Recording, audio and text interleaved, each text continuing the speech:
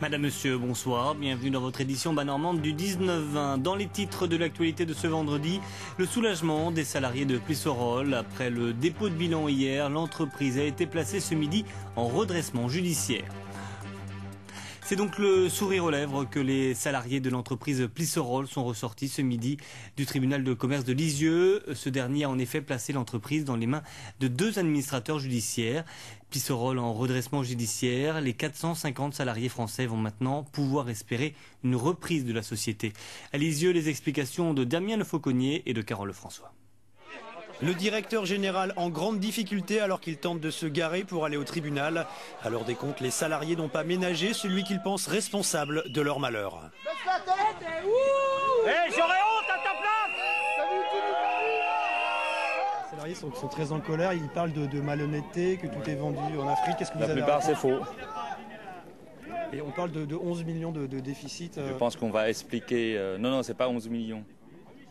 Voilà, on a l'habitude de diffuser des fausses informations chez nous. De fausses informations partiellement validées par le tribunal de commerce 2 heures plus tard.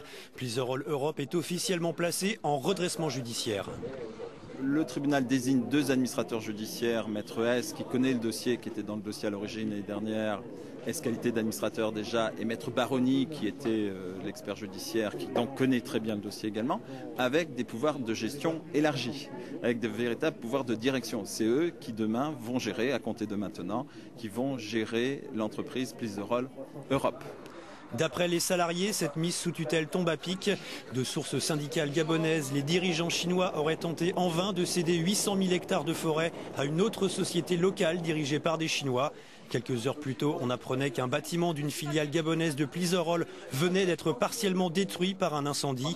Les salariés parlent d'une politique de la terre brûlée. Bien sûr qu'on peut sauver les forêts du Gabon. Maintenant, il faut absolument que les ministères agissent pour qu'on puisse surveiller ce qui se passe là-haut et que s'il y a eu des contrats de vente, que ces contrats soient cassés, qu'il n'y ait plus rien qui soit cédé. Maintenant, quant aux fichiers clients, c'est vrai que les clients, on les a perdus déjà depuis longtemps. Maintenant, tout reste à faire. Les clients, nous l'avons dit déjà depuis des semaines, nous pouvons les reconquérir. Les 2 administrateurs judiciaires prendront en charge le fonctionnement de la société jusqu'au prochain rendez-vous au tribunal le 26 mai prochain, date où seront examinées les offres de reprise. En attendant, les salaires des 450 employés des 3 sites français seront pris en charge par un fonds de garantie.